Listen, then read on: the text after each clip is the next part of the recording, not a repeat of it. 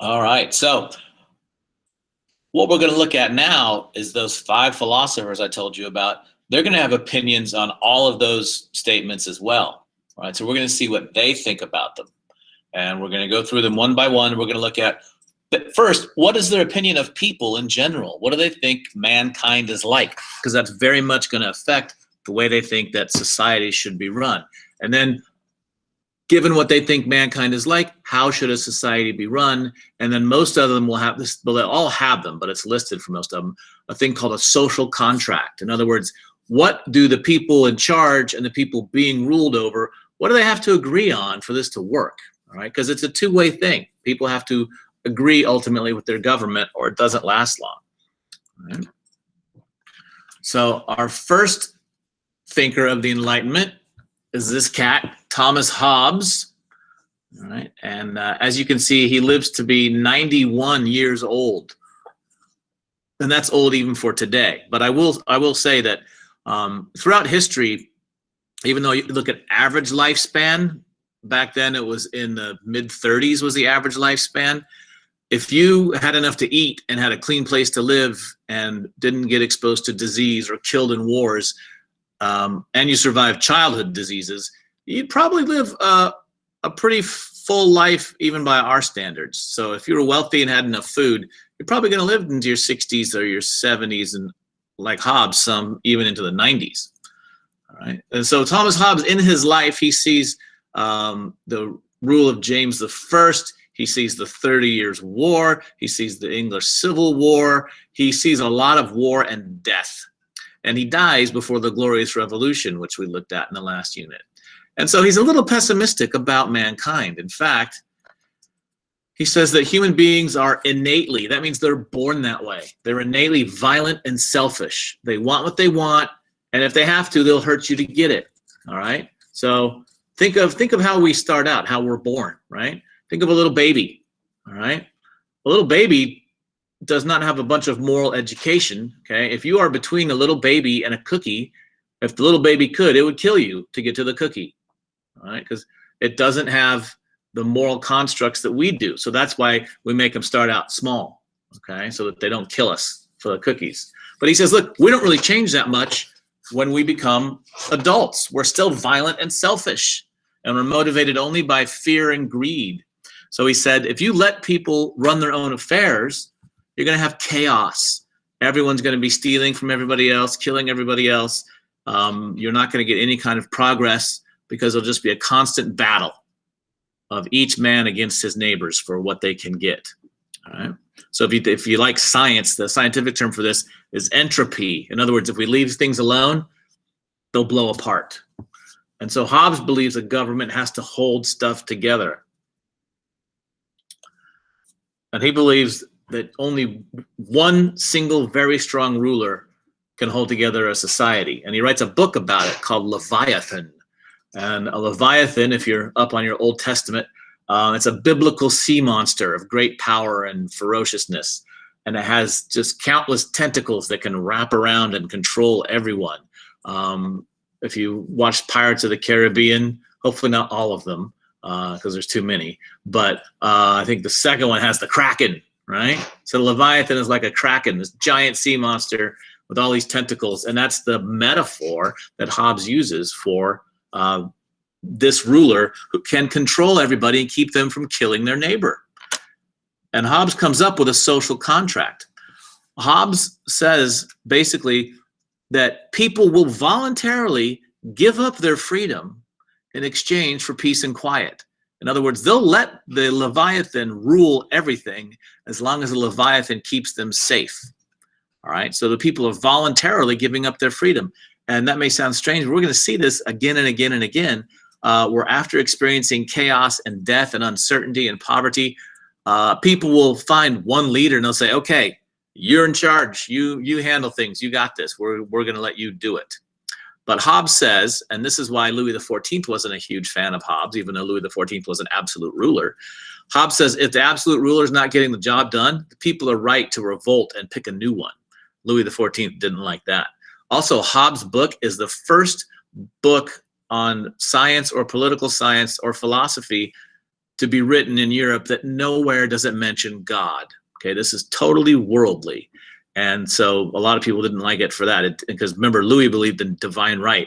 Hobbes doesn't talk about God or actually what's right and what's wrong. He just talks about a way to avoid this chaos. All right, so that's Hobbes. Our next Englishman with his fabulous wig, he looks like the lead singer of Europe in there. The final countdown. That's John Locke. Again, rich enough to have access to food and a clean house, and so he lives a long life. And as you can see, he overlaps a lot with Hobbes, but he lives longer. He lives into the 18th century when things are a little more hopeful. He sees the Glorious Revolution. He sees peace and prosperity in England, and so he's a little more optimistic. Right? And unlike Hobbes, who says we're born bad, Locke says we're born blank. He calls us tabula rasa, or the blank slate. All right, like a sort of like a whiteboard. And the kind of person you become is created by your experiences that you have, what's written on your whiteboard. All right, so he says human nature is created by what we experience. And this is radical at the time, right? Because this is a time when people believe if your dad was king, you're born to be king. If your dad was a dirty, smelly peasant, you're going to be a dirty, smelly peasant. All right, you don't have in you the same capabilities as somebody else. But Locke says, yes, the kind of person is created by the life they lead. And so he also has a lot of thoughts about education as well as politics, but we don't get into those in this class. All right. Now, the warm-up was about rights. Okay, what are your basic rights? And we tended to agree a lot. Freedom of speech. Okay, the right to participate in government. So Locke says, look, there are these things called rights, and you should get them just because you're a person. All right, not because you're born of a certain gender or in a certain country or in a certain time. He says every human being has these rights, and they're naturally a part of you, just like your lungs or your feet. All right, so he talks about these natural rights, and there's 3 of them. The first one is the right to live, because really, if you're not alive, you can't enjoy any of the other rights. So no one has the right to take your life away from you. All right. Secondly, is the right to be free, to be independent. So you're alive and you're free. Now, what do you do with that? The third right is the right to pursue property, all right? To essentially get what you want out of life and have it protected by a government. So you're alive, you're free, and you're allowed to work for whatever you want, as long as it doesn't interfere with anybody else's freedom. Those are the natural rights. And Locke says the only purpose to have government is to protect these natural rights. All right, the government's not meant to do anything more than protect those rights. If you agree with this philosophy politically in modern times in the United States, you're called a libertarian. All right, you believe that there should be minimal government and it just serves to protect your life, liberty, and property. That's libertarianism. All right, and Locke goes further than this. His social contract goes further than Hobbes. He says if your government's not protecting your rights, not only do you have the right to overthrow it, you have the obligation. It is your duty as a citizen to get rid of your crappy government and get a new one. All right, so maybe we'll do that. Anyway, so that's Locke. Okay, we got Hobbes, born bad, Locke, born blank. All right, they both have a social contract saying the government has to be effective to maintain power. Now off to France. All right, and here we get Jean-Marie Francois Arouet, but his street name is Voltaire. Right? He also lives a very long time. Now we're getting into the Enlightenment proper. Those 2 Englishmen came right at the very beginning of the Enlightenment, but we cover them because they really affected these French guys. Right? And Voltaire agrees with John Locke that we have these basic rights, but he kind of agrees with Hobbes that the average person really isn't that great. All right, but instead of violent and selfish, he says the average person's pretty dumb. And he says we have these natural rights, but we're too dumb to protect them ourselves. And so we need those rights protected by somebody less dumb than we are. All right, and he calls that person the enlightened monarch, all right, or the king and queen of the Enlightenment. All right, and they have several qualities. Number 1, they're autocratic. In other words, they handle all of the ruling. So he agrees with Hobbes there. The enlightened monarch has all the power, right? That's what autocratic means. They're intelligent. They're smart, smarter than the rest of us, okay? like you saw that second statement, have the smartest person make all the decisions. This is what Voltaire is saying. All right. And so for Voltaire, being intelligent means you agree with Voltaire. And they're well educated. Okay. So they have to be from a wealthy background. They have to be well educated. And again, if you're well educated, to Voltaire means you've read Voltaire. And we're going to see next time we meet some actual rulers who actually, they know Voltaire. Voltaire hangs out with them and they try to rule this way for a little bit. So we have the enlightened monarch. And then lastly, they're compassionate. They care about their stupid people. And so they protect the rights of their people out of compassion, and they have the power to do it. So that's Voltaire, kind of a blend of Hobbes and Locke. And then our next Frenchman is the Baron de Montesquieu. Right, you got to buy a lot of vowels for that name. And he doesn't live as long as the other two, but a full, long life. And as you heard me say, he's a baron.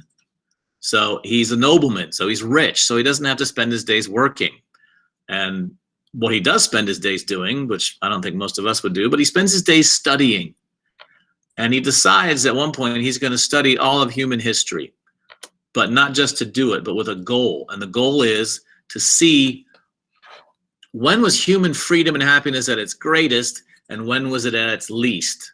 Or to flip it, when was tyranny and oppression at its highest, and freedom was at its lowest? And so he studies all of human history, and he comes up with this theory.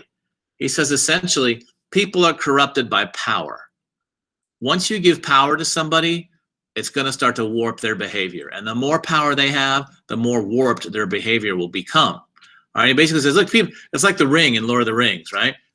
No matter what, it's going to turn you evil if you let it take over. All right, so he says any person, even the best intentioned person, will be corrupted if we give them too much power. So what's his response to this? All right, we can't give anybody too much power. So we have to have what we call a balance of power. Okay, or what, when you study U.S. history again next year, that's why our country was created with a system of checks and balances, okay, which used to function to keep the different branches of government in line. So he looks and he says, wow, out of all human history, I see the greatest freedom and happiness where? In England, all right, where Locke is writing. And he says, we should copy the British government, and it has three independent parts. It has an executive, right, or a head, a singular head to do a lot of the running of the government. And in Britain, that's the monarch. Okay? And the United States was built on this too. So in our country, that's the president. And then you have a legislature, which controls the money and actually makes the laws. Britain, that's the parliament. Here, it's the Congress. And then the third branch is the judiciary, or the courts, the court system that interprets the laws. And so you have this triangle of power, and Montesquieu believes that each group, if it has legit power of its own, will keep the other two in check. And the benefit of that is when these three powerful forces are all struggling with each other, they leave us alone, okay? They check each other's power, so no one group has the power to mess with the average person very much, right? And so he said this separation of powers is what maintains freedom. So he would very much disagree with Hobbes and Voltaire. He would say, you know, even the most enlightened monarch, once they have all the power, they're going to become kind of warped. So that's Montesquieu. And then our last one, Jean-Jacques Rousseau. Okay, and that's not a classic 80s block haircut like you would see from Cameo or Kid from Kid and Play. That's a beaver pelt hat.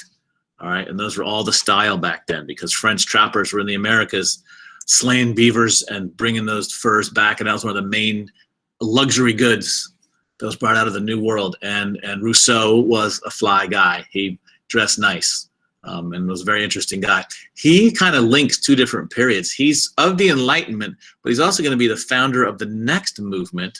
It's called Romanticism, that we'll talk about at some point. So what does Rousseau say?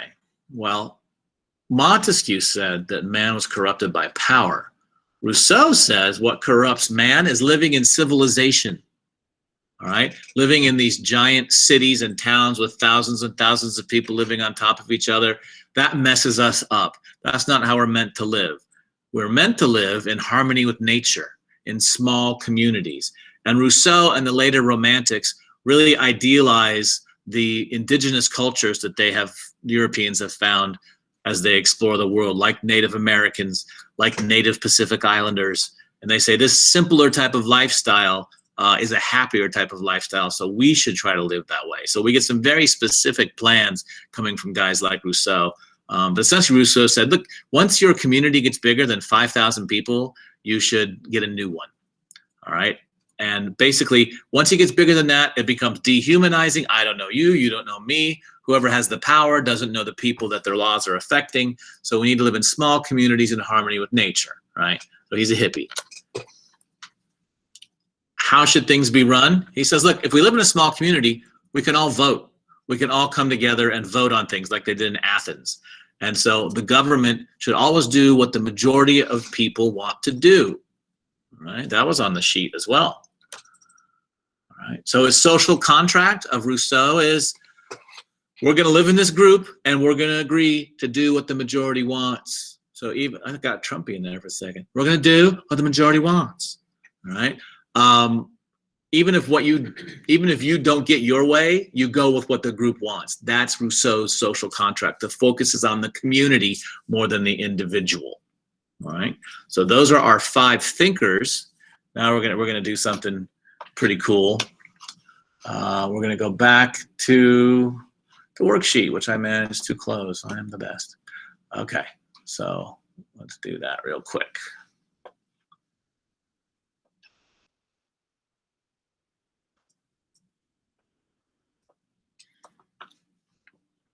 All right, so here's our worksheet, right? And I did the first 3 with you.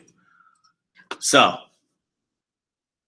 and here we need volunteers, or I have my victim picker app on my cell phone.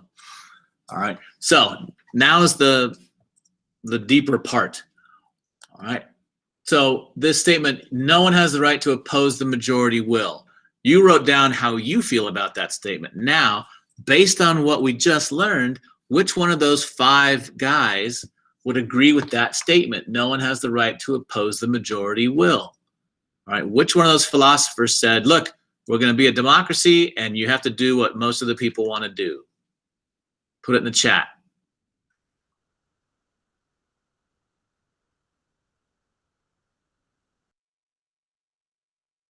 Majority of the people want to do. All righty, here we go. I'll use one of my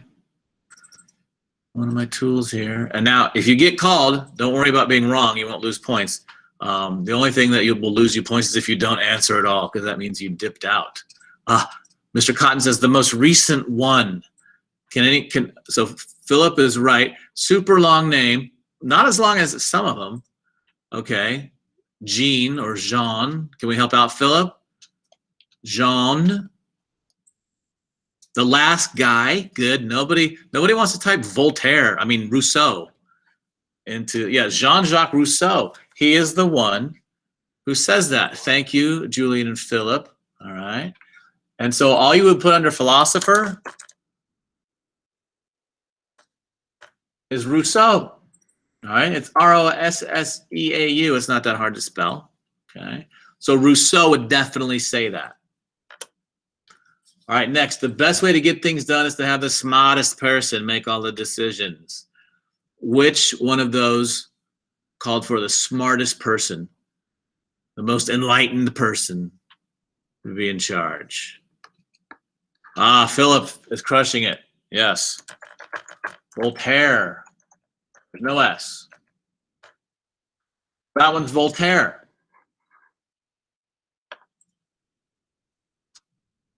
And then the third one, the best way to run things is to make sure no one has too much power. Who was all about, and Philip, take this play off, okay? Who said it's about balancing the power? We can't let anybody have too much power or the system will get warped. Oh, yes, Z. And oh my goodness, you spelled it right. That's impressive. Yeah, Montesquieu. So what you're gonna do is right now your table should have all of your answers here and then these first 3 philosophers. Now read the statement and review the notes and go back and see which one of these do you agree with, okay? So if your yeses line up with Rousseau more than anyone else, you agree with Rousseau. If it's with Locke, you agree with Locke. Hobbes, you agree with Hobbes. So below the line here, you're going to write a short paragraph, all right, on which philosopher you agree with most. Just start out by saying, I agree most with John Locke, all right? And then one statement about because. What are your views that are similar to his? Then, is there part of his philosophy that you disagree with? Tell us that. And then finally, what is this, finding this out about yourself? What does that mean for your future life? You know, politically, what way do you think you're going to go? Or if you could live in another society with a different government structure, what would you like it to be? Okay. There are direct democracies. There are places with one single strong ruler. Okay. So what does that mean for you? You've learned something about yourself today. What's that going to mean for you in the future? All right. So that's your work for the rest of the hour. All right. So be careful. And the better you plot those philosophers with the statements, the clearer picture you're going to get of what you're all about. So go ahead and do that and then submit it. I'll be in the meet until 11:55. So jump back in if you have questions or email. Other than that, great day today, you guys. I enjoy teaching you. Don't tell the other classes. See you, Toto. See you, bro. Buddy. See you, Yeah.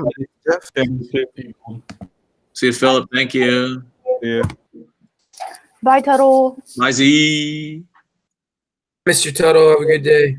You too, Chris. Bye, Mr. Tuttle. Bye, Andrea.